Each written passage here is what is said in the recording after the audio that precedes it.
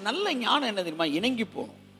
ஒரு வேலைக்காரன் சொல்லி கொடுத்தாலும் இணங்க வேண்டும். ஒரு ஸ்டாஃப் சொன்னால் கூட இணங்கணும். ஒரு பையன் சொல்லி கொடுத்தா கூட இணங்கணும். That is what flexibility.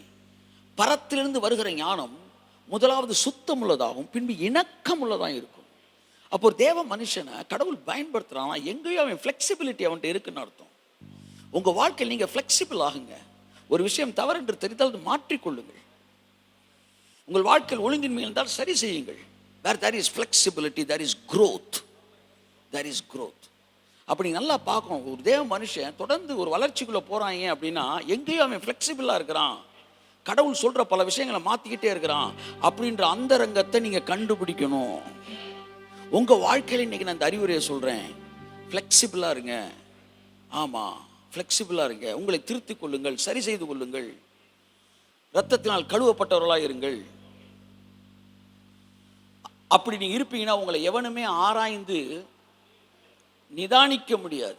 முக்கியமான வார்த்தை, நிதானிக்கவே முடியாது. அவனை நிதானிக்கவே முடியலையா? நிதானிக்க முடியாது.